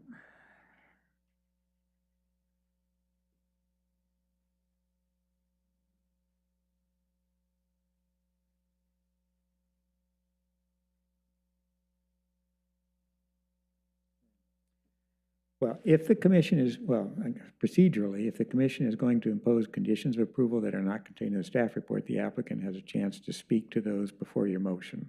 Okay? There would be that. I think you'll need to, if you impose those conditions, you need to make the factual findings that the trees, the visibility of the trees, either to criterion 3A or criterion 3B. If we're going to say that the failure was failure to show an alternative landscaping analysis, or if you're going to say it on the criterion 1, that's a landscape plan, then the commission will need to interpret what a landscape plan is and show how this doesn't meet that. Okay? I'll make those findings. And then, depending on the results of such a motion, then I have another item for the commission at that. So if there was serious consideration among commissioners to impose a condition relating to these two trees, 371 and 370, your advice is to ask the applicant to address that potential before a motion is passed? Well, under our procedures, if the commission proposes any conditions of approval that are not contained in the staff report, then the applicant would be asked to give comment about those, okay? And then the commission would proceed to vote. Okay, well, we really don't know how the commission will vote until it votes, so I don't know if we'll be if there's a motion to that effect, okay, then we would have the applicant's comment to that. Sometimes the applicant gets up and says, it's not a problem, okay? Sometimes the applicant says, it's a problem, I want to have a continuance in order to, provide you with additional evidence when we reopen for that purpose. I mean, so I'm not forecasting what that would be, but that's why we pause at that point. I appreciate that guidance. Commissioners, is there other deliberation, or is there a motion someone would like to make? Before you I just wanted to ask one other question. To the point about whether those trees are visible or not, there were some photographs shown that did show at least the tops of several of those trees that were visible. But is there any way does anyone have any information as to whether those relate to tree 370 and 371? Yeah, I think I offered my opinion, that my interpretation of the photographs that were provided by Mr. Ben, I concluded that those two trees are in fact some of the trees that were identified by him on the skyline. It is simply my opinion, in part based on the fact that these are substantial in DBH. They're a 28-inch and a 20-inch tree. So these are some of the taller trees on the lot. So, City Attorney Boone, this would then speak to the point that you had about meeting the criteria, at least Or factual Well, basis? The fact, yes. Yeah, it goes, okay, so that would go to the point of whether you can see them from the neighborhood, all right? Right, then the next question is whether their removal would be significant, well, and I think you're going to the continuity skyline argument? I'm really was laying the foundation, and I was interested to hear other comments. I think that there are 2 or 3 points that could be made that could fold into a resolution. Point number 1 is that the staff report erroneously described the 12 trees as being of poor health, et cetera, et cetera. And these 2 clearly are not, as shown by the illustration from the applicant, where the applicant's arborist or whomever have a red X on those 2 trees, meaning that, as the last paragraph said, the only reason those 2 healthy trees, which are tall trees, are being removed is to have a usable backyard. The objections, I now go to another element that I would put into my motion, which is the appellant's argument 3B, based on skyline, would be countered by retention of those 2 trees. And so I was trying to find a way to bring these parties together. So Well, okay, I mean, the goal is not to bring the parties together, all right? The goal is to find out whether the criteria is met or not. and the Okay. criteria are not met by my opinion. Okay, fair to say. You find from the evidence that you've seen in your judgment that the trees are visible, okay? Would be visible to the neighborhood. And so that goes to the question of, if they're not visible at all, it doesn't get there. If they're visible, then the next question is whether the removal of those is an alteration of the continuity of the skyline, okay? Yes. Okay, so that's That's subjective. that's another judgment call, to make. Just because they're visible doesn't necessarily mean it destroys the continuity of the skyline. Okay. Right. And then continuing with your thought, if a conclusion is reached by one or more commissioners that they do disrupt improperly the continuity of the skyline, where does that lead us, if anywhere? Well, I'm sorry, if you can see it and it does affect the continuity of the skyline, then criterion 3 is not met, and so then you drop down to see the analysis, the alternatives analysis, so whether there's an alternative landscape plan that should be considered in order to provide, let's see, let me get, because we haven't talked about alternatives because of the staff report, that sort of thing. Let's see, let me go to character. I think it's covered in the staff report.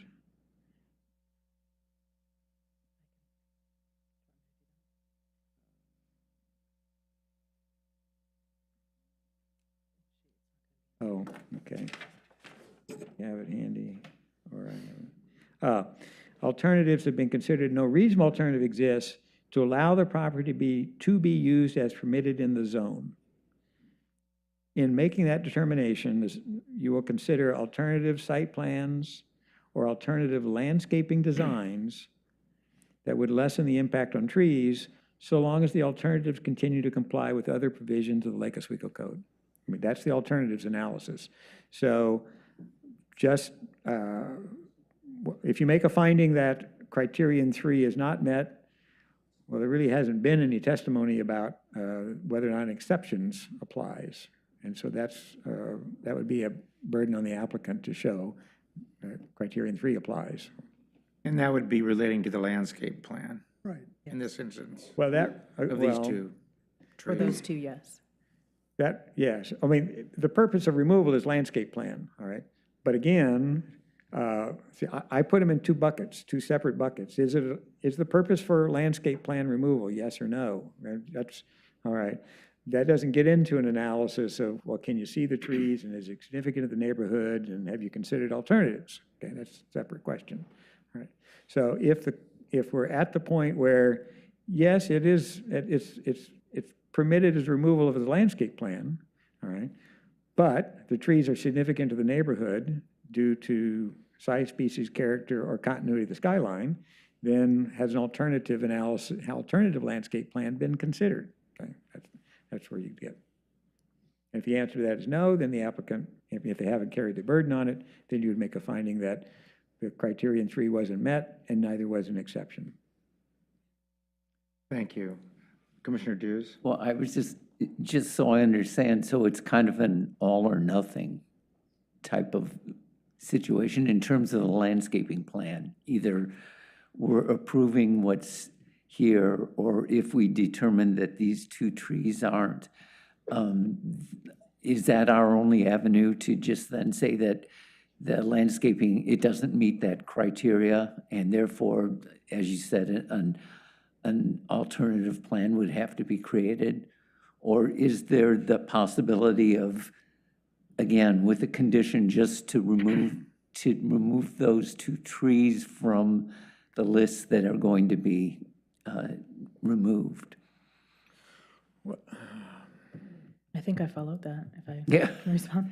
So you would be making a specific finding that the tree removal criteria were not met for those 2 trees. Correct. Under criterion 3, it Yeah. sounds like. And if it's not met for the sub-criteria, the initial sub-criteria, then you have to look at the exception analysis.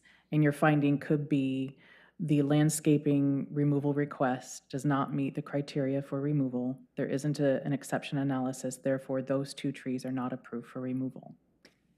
And that's, I guess, what I'm asking is if we can do that just specifically to remove those 2 trees from that. Right, And- based on the criteria, hopefully very clear findings. Based on the about criteria, correct? which criterion specifically. To criterion 3, okay, again, if you find that removal would affect the character and aesthetics of the neighborhood, okay, then the applicant has the burden of showing that there was a consideration of alternative landscape plans, which would provide the property to be permitted as used in the zone, right? But there hasn't been any testimony about that. So you would say, well, it fails to show that the exception was met as well. Therefore, criterion 3 wasn't met.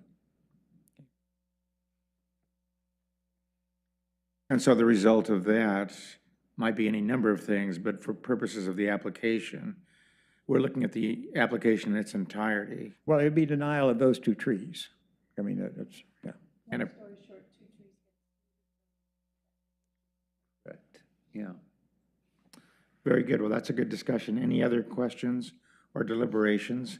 And if not, I'll be happy to entertain a motion.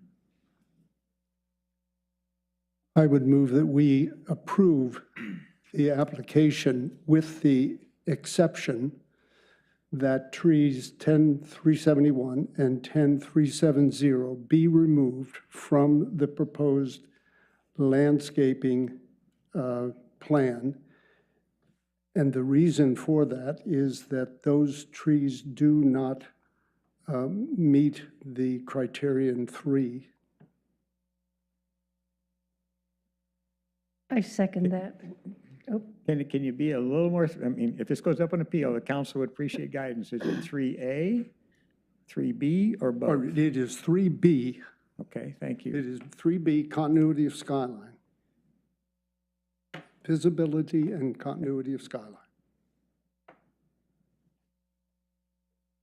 The motion has been made and seconded. At this point, do we want to invite any further commentary from the applicant? Right.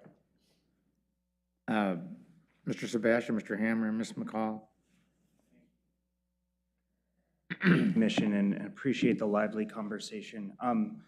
Would staff be able to share the code section that we're talking about? Because I think there's a little bit of a misunderstanding of what it exactly says. Kat, can you put up And Daphne's? this is specifically, as the commissioner mentions, with regards to section 3B. I'll wait for staff if that's all right.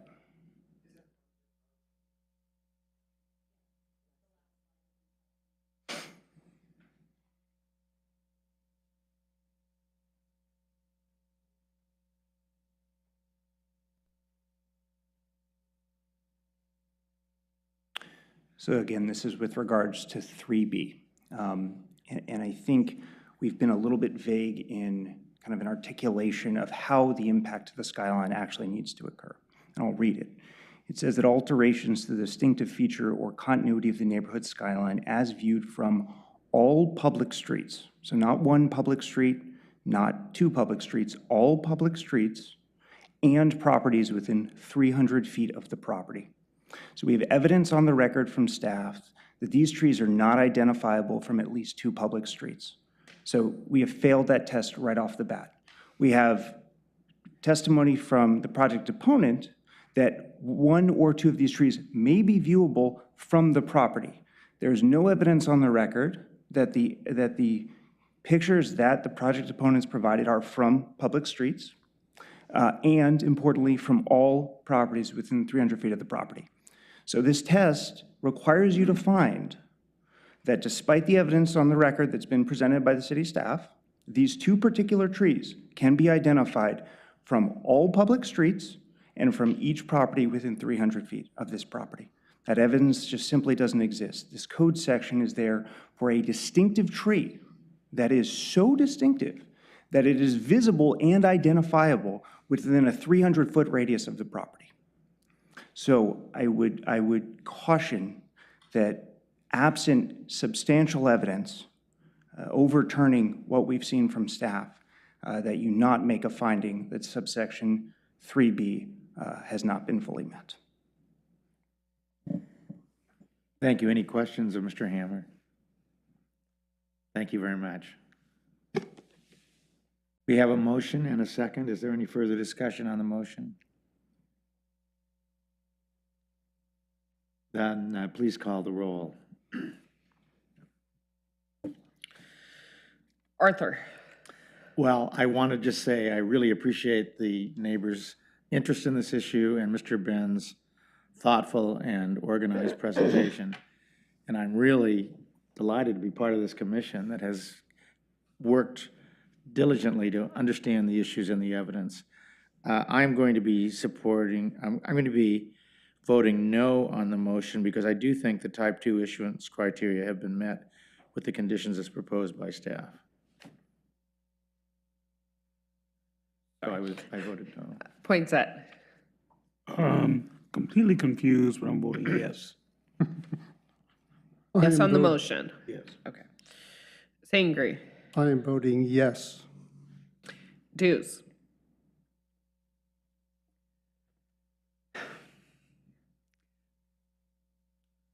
I'm going to have to agree with the chair. Given what was just presented to us, I'm going to have to vote no on the motion. Bates. I agree that given the reading of 3B on its face, I would also have to vote no. Leak. I vote for the motion. O'Connor. I'm voting for the motion. 4-3. Very good. The motion passes. So we'll ask staff to bring back Well, I wanted to, provisional findings. as I said, I wanted to talk to Is the there a second commission. point? One other point. The applicant has also raised the, well, shall I say, the statutory validity of the tree removal code relative to these criteria. The applicant argues that they failed to meet ORS 197-307 subsection 4, and that they're not clear and objective. And I think a vote of 4 to 3 pretty much illustrates that, for at least for those two trees, for that thing. So I think I would like to ask the commission to continue the matter so that I may provide a briefing argument relative to the issue, statutory provision, and what our city's position then would be as to the applicability of that section, as to whether that applies here. And the city has standing to make that request. Yes, it's our code. Okay, because if the statute applies, and you need to consider, whether the statute supersedes the tree code. If the statute applies, then the tree removals must be granted. Okay, if the statute does not apply, in that there is a that in fact the tree code in its context is in fact clear and objective, then the decision to deny the tree removal relative to those two trees would be sustained. So we need to make a decision on that so that that can be then argued before the city council. Well, this point I think has been raised before by other applicants and other applications. I'm not sure we've ever reached it. You have not. I mean, yes. So you're making a request of the commission that the matter be continued to allow a memorandum from the city's law department. Very good. Is that something I can grant summarily, or do we take a vote on that? No, it'd be a commission vote. Is this some, Commissioner what is the Sangre. timeline for something like this? Your next meeting. I would like to add, if we're going to continue, and I understand your argument for doing so, I would like staff to do an analysis of the skyline photographs that you provided and that the... That's reopening on the factual basis as opposed to the legal. Exactly, and that's the problem. Right. The allegation that staff's analysis was correct, which was made by the attorney, or incorrect. I think that the factual error that may have been incorporated in the staff report is an important part of our further deliberation. What would be the implications of opening it on this particular point of a factual matter? Well, if we can. You would you'd take new evidence and argument on that. And there's not, well, I suppose that the commission, this is not exactly like a land use in that you don't, by statute, have the choice between written and oral type thing. But I suppose on the motion to continue, the commission could set its own limitations on what the continuation would be if you want to reopen for factual matters. Can I ask a clarifying question? The motion that was approved was to approve removal except for the denial of the 2 trees. So my question is your desire to reopen the hearing and void that motion and that decision by the DRC? Or is it limited to the question, the factual question of the 2 trees? Well, as I understood it, it was limited to additional information on the factual question of the 2 trees to address the argument made by the applicant's attorney, Mr. Hammer, about the criteria. The state criteria overruling ours. Well, that's the legal question. Legal question, yeah. Commissioner Sangre is suggesting to expand the continuation scope to include the factual. Why? Well, we have made a motion, and we have, as I understand it, the DRC has voted to approve the application, but not to the extent of removing the 2 trees, 371 and 370. Right, which constitutes a denial of those 2 trees. Okay. Well, that was an earlier question I had. So, and now staff has asked for a continuance to address the legal question on the clear and objective. Why should we hold this applicant hostage to that discussion? I think that's a discussion that is separate from what we're doing here tonight. Does the commission have the ability to decide a legal question about clear and objective? Yes. Based on the staff Yes. report? I see. Yes, I mean, the commission is deciding whether or not at least for those 2 trees, whether or not the criteria applies at all. Well, while we're having a continuance to allow staff to provide a memorandum on that, and is the applicant then able to provide a memorandum potentially countering staff's memorandum on clear and objective? The commission can, of course, establish the parameters of that. Whether I can, I mean, that then says I need to get it done in a week, so the other side has an opportunity to respond to it. I also have on my plate, starting tomorrow, the bus barn appeal from the Land Use Board of Appeals. So, you know, there's the applicant should this matter be appealed to the city council, then the applicant has raised the issue and can make their legal argument, because they've raised the legal argument, so they can make their position, further legal argument to council. So I would, in order to, maybe I'm being selfish, but in order for me to get it done. Well, the city has limited capacity, Right. and it's, Right. when what it's addressing through the legal department. So it sounds like we have the option as a commission to allow the motion that was passed today, the tentative findings, to proceed, but also while allowing for a continuance to permit a legal brief from the city's legal department on clear and objective. We could, if we wished, ask to open for additional factual written information on the 2 trees, Yes. factually. And would that run a parallel track in terms of timing and submissions? Yes, I would think so. I mean, that's up to the commission.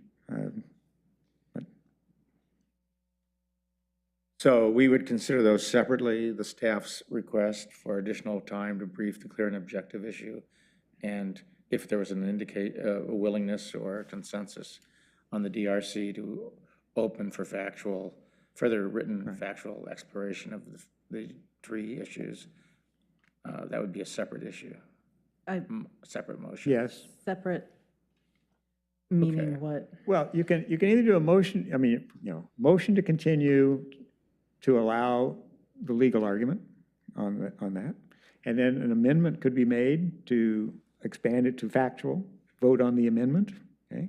Then move the main motion. I mean, that's one way to do it. Well, that sounds like a pathway through. You could also do it in 2 separate motions, describing the scope of the continuance, so. Okay, I'll make a motion solely on the issue of the city attorney's request for a continuance to address the clear and objective issue that's been raised tonight by the applicant. I'll second that motion. Is there any discussion on that? Do we need to be any more specific for the motion in terms of timelines? Well, I'm assuming it's for your next meeting. Yeah. Okay. Okay. Arthur, Yes. Poinsett, Yes. Sangre, Yes. Dews, Yes. Bates, Yes. Leek, Yes. O'Connor. Yes. Very good. That motion passes. Thank you for that request. And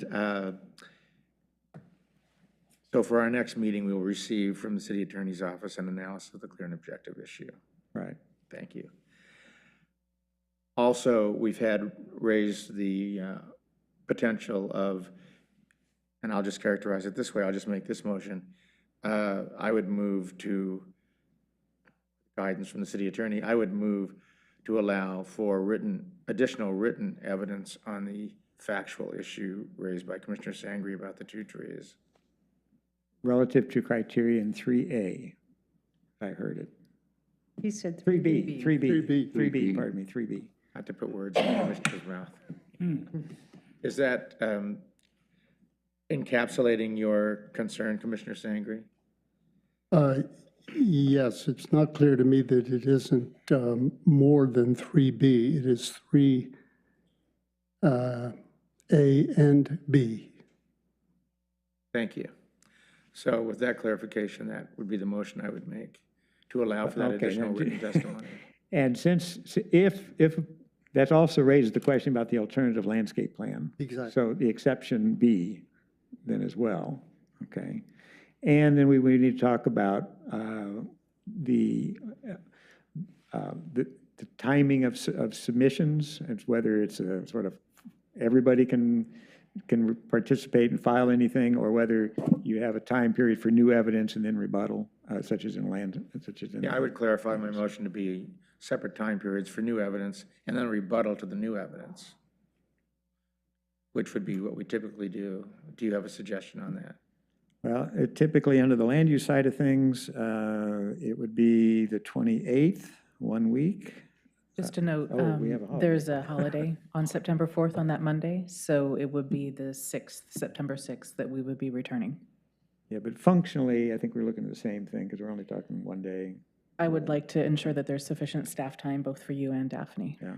So the 28th for new evidence, and typically it's 2 days to the 30th, then for rebuttal. Okay. And what would the new evidence pertain to under this motion? It would, any new evidence relating to 3A, 3B, or the exception as to the 2 trees you specified. 370 and 371. Very good. Well, that's my motion. I will second that motion. Thank you. Is there any discussion by commissioners on the motion? Commissioner Lee? Did you have any? If not, let's. May I make I'm not sure whether this is appropriate or not. With all respect to staff, great respect, all respect to the counsel for the applicant, there's a clear inconsistency between some errors that are in the staff report, clear errors, calling a tree that is never described as unhealthy, an unhealthy tree. There are clear errors in the representation of a skyline, and I would like whatever technical reassessment is done to address those issues. Sure. I actually have looked through the staff report, and I never called those trees poor or unhealthy. They are included in the 18 trees that were, so. No, I appreciate that, but in the slide about the 12 trees being removed, it does not acknowledge that 2 of those trees are healthy. Well, I think clarification under this motion, if approved, would be helpful and useful to all the parties. Maybe we should have a site visit. Actually, no. Don't go there, I know, field To trip. go there, I wouldn't okay, then we know need to a healthy- coordinate, parties have to be present, that's to be noticed. You know. I don't think our DRC has had a site visit while I've been serving on it.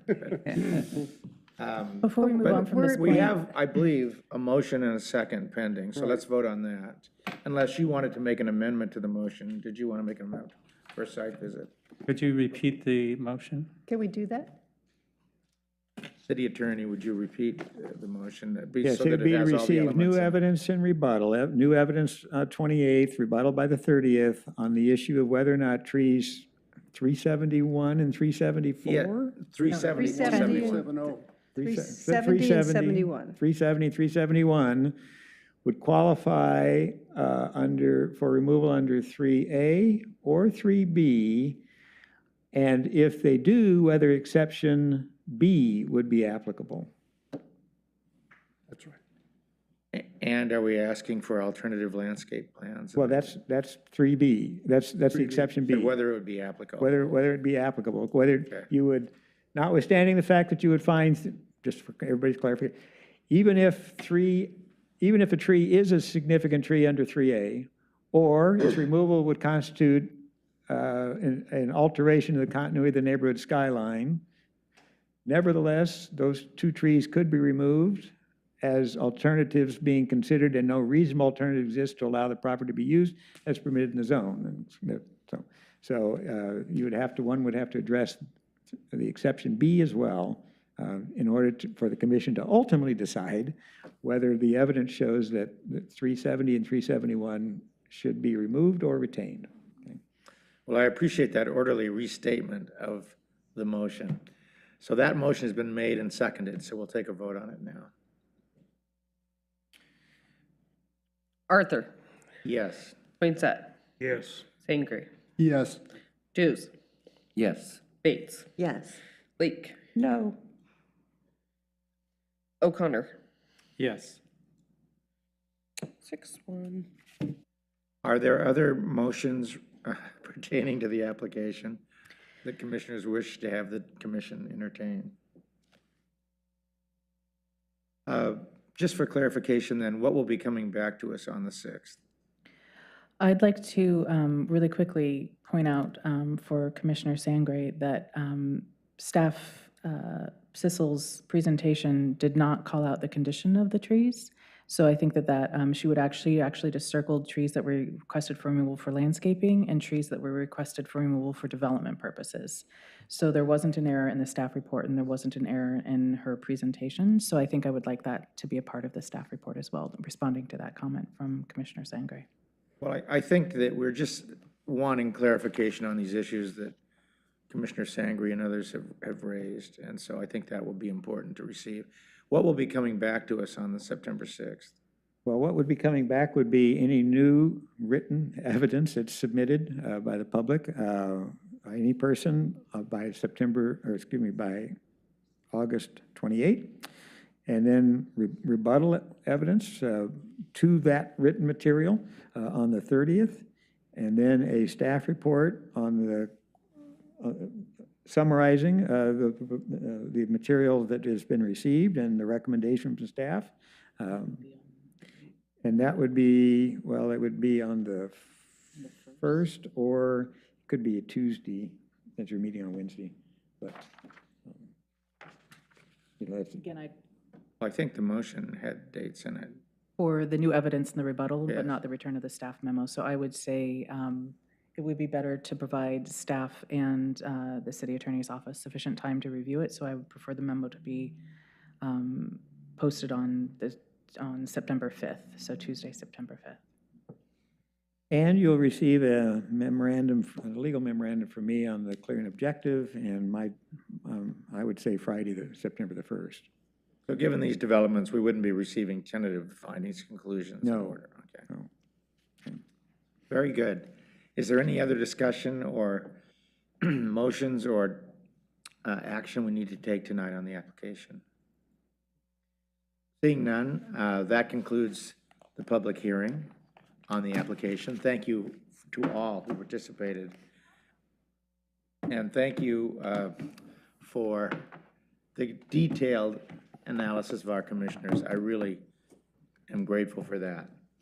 Let's proceed then on to the next agenda item, which relates to schedule review and management update. So there won't be any minutes and there won't be any findings on September 6th. There'll be this continued hearing to review the memorandum from the city attorney's office and the new evidence and rebuttal and staff memo for this this request for a tree hearing. You also have on the agenda work sessions with Director Numanalu and City Attorney Erica Rooney to discuss previous actions by the On DRC the 6th. on the Oh, very policies. good. Yes, so you do have a full agenda. Right now, I don't have any other land use applications coming to hearing, scheduled so far to coming to hearing for the foreseeable future, but there are a couple that are pending, and I'll update you once we know a specific date. Great. Is there any other business for tonight's meeting to transact? Hearing none, without objection, we'll adjourn the meeting. Thank you very much. Thank you.